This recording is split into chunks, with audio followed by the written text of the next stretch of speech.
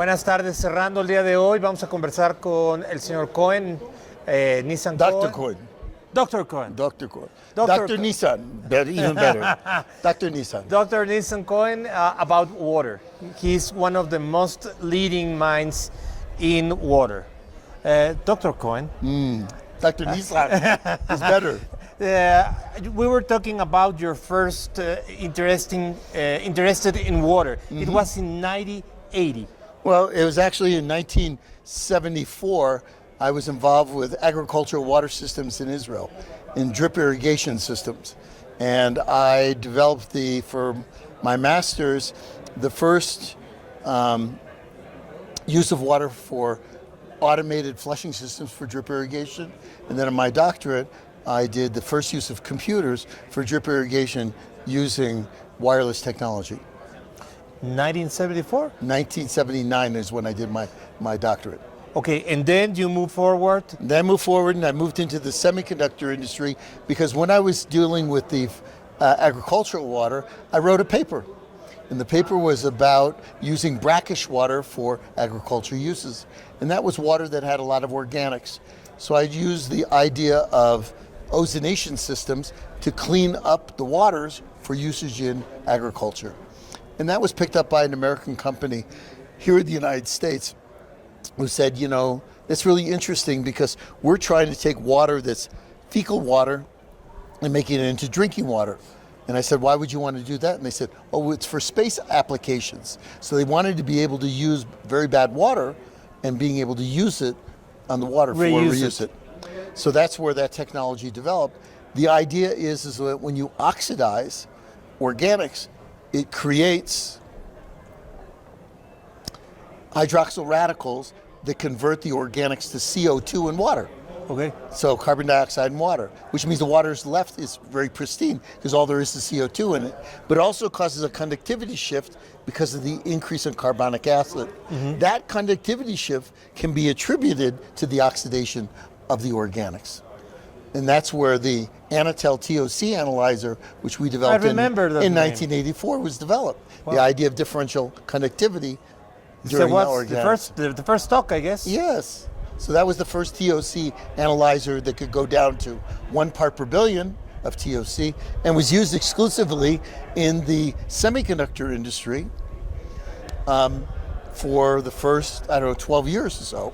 And then when the pharmaceutical industry started to involve in this? Yeah, in 1992, I introduced the pharmaceutical industry to the idea of online TOC analyzers, of which they didn't really want to deal with. They really wanted laboratory-only instrumentation.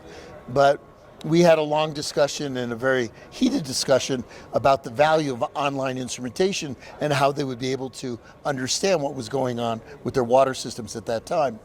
And in 1992, everything in the United States pharmacopoeia was only laboratory instruments.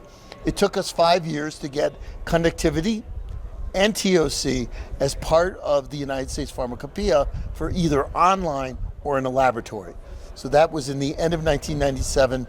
In May of 1998, it became mandatory. That was where the United States pharmacopoeia developed what was called 643 TOC, 645 for conductivity. And you could do it either online or in a laboratory. It was the first time that the pharmacopoeia ever had instrumentation that was online or in a laboratory. A lot of that it's coming up in next years from 1997 to right now, no? Yeah, so the interesting thing is that today in a water system, almost everything can be done online. You know, the only thing that we can't do online officially is bacteria, because you can only do bacteria through incubation. But it will be in some way. Someday, hopefully, we'll be able to do that. There is online microbial monitoring systems called OWBA, which is Online Water Burden Analysis, which is the old rapid microbial monitoring. Those instruments themselves use a different type of technology to show that there's bacteria, meaning that it shows a lot of bacteria because it uses a completely different method. A lot of bacteria is not culturable in a incubation situation. So you have many, almost maybe 95 or 98% of all bacteria in water are viable, but not culturable. So you never see them. Oh. So on one It's standpoint, dispersed there. yeah, it's there, but you don't see them. So on one standpoint, the OWBA units, which use epifluorescence, show all the bacteria. And there's a big difference between their bacteria and what's shown in the incubation. So the FDA is not accepting at this time the idea of rapid microbial monitoring. However, you can still use it for operational issues. So if you wanted to find out whether your vessel is clean, as an example, whatever clean is, you could use an online OWBA type of unit that will tell you how much bacteria is there. Then you could equate that against a swab test in order to see what the actual values are. The point is that you can't use it for release of product, but you can use it for operational characteristics. That's very important because then give you some information about how is your process. That's right. It's an indicator of how good the process may be or may not be at any given moment. In all this life in water, Yeah.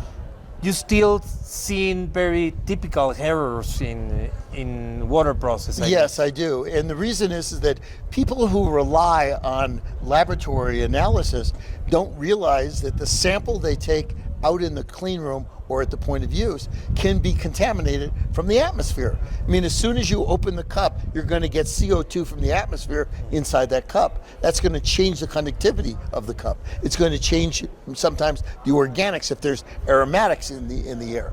So just because you want to have a laboratory instrument does not necessarily mean that the laboratory is monitoring or giving you values of what's going into your process. What actually is going into your process would be the online instrument, because there's nothing to interfere with the online instrument. The information is direct from the process. Direct from the product, and then where the product is going. You're not taking a sample, having a problem with air, or having it wait in the laboratory until it's sampled. You know, it may sit there for 5 or 6 hours before it's sampled and that sort of thing. And what do you think it's coming in this area for the next years? One of the things I think is going to be the conversion due to carbon footprint and getting rid of vapor compression distillation and multi-effect distillation systems in place with membrane-based WFI water and ozone running at ambient temperatures. You can actually reduce a carbon footprint today from a moderate size vapor compression distillation unit will generate about 715 metric tons per year of carbon, whereas a membrane-based WFI water system would bring down the carbon virtually to zero. Yes, because it's a mechanical process. Well, it's not only mechanical, there's no heating, there's no cooling, you don't have this 80 degrees Celsius going up and bringing it back down to 20 Celsius or 25 Celsius to use it at the point of use.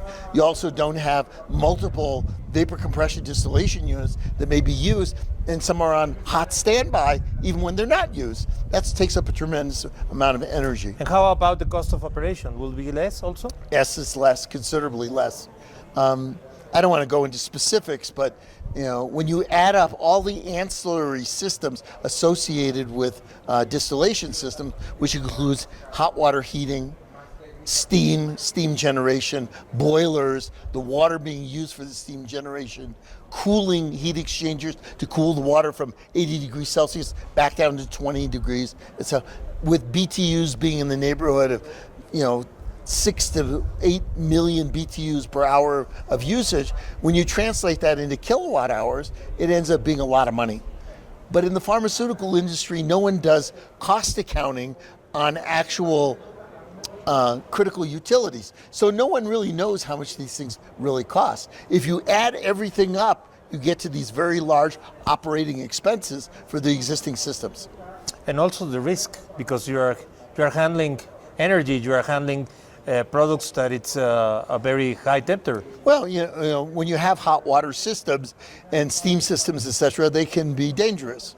So that's why we have always taken precautions in the pharmaceutical industry to minimize those dangers as much as possible. And why this has not happened yet? Because the pharmaceutical industry is very reticent to make any changes. it takes decades to make changes. And besides that, in the pharmaceutical industry, if it ain't broke, don't fix it. They just So they will keep doing the same thing because of comfort level, not because of technology. And if carbon footprint and carbon issues are important to the pharmaceutical industry, then we should be looking at technologies that are there to reduce or remove carbon footprint. I'm giving a paper on that in another couple of weeks. I think it's very interesting what you say. And from my point of view, you has been a fighter on this several times because you were the first one to introduce the online And ozone. Exactly. And other things. Yes, right. So you really like to have these transitions. You are an expert to make these I love transitions. to introduce technology. Unfortunately, it takes decades for that technology to be accepted in the pharmaceutical industry. Have you seen in the ISP people some colleagues that are so interested in change this as you? I think there are. I think that people who are involved with big pharma are not as motivated to change things. I think young people in startups who don't have any misconceptions or background knowledge or historical knowledge are more open to technology changes. That's very interesting because in some way this can be your heritage for this pharmaceutical industry to have these people who be involved in this new decades of fighting that it has to be done. I mean, we in the United States Pharmacopoeia made a decision in 2002 stating you could produce WFI water by any means available that it was equal to or better than distillation. That means membrane-based distillation with membrane-based WFI generation with ion exchange or EDI and ultrafiltration and many other different ways. And the point was that it didn't make any difference to us the methodology of how you manufactured WFI water, as long as you met the quality needed to assign the water as being WFI water. As far as you have the results of the kind of water that you require, that's fine the way that you did. That's correct. And it took the Europeans an additional 17 years to make that decision. So in 2002, we changed it, but they didn't actually change it until 2019. So it's a kind of disease for all, all the systems. Even today, the China Pharmacopoeia still states, as of today, 2024, that you manufacture distillation by using purified water. WFI water by distillation using purified water. Excuse me.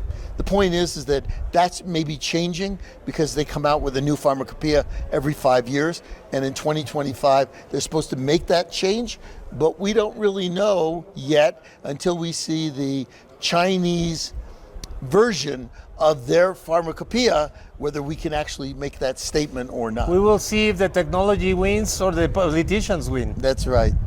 Mr. Dr. Cohen, it was Dr. Nissan. Dr. Nissan. Has been Let me explain. There are thousands of Dr. Cohens in the world. They're dentists, they're doctors, but there's only one Dr. Nissan. Okay, so I will remember that. No problem. A pleasure to talk to you, and thank you. Thank you. And we expect that paper that you are going to send to enFarma, Yes. to our pharmaceutical Latin American readers, and very proud to talk to you. Thank you very much. Thank you for your time. Muchas gracias. Con mucho gusto.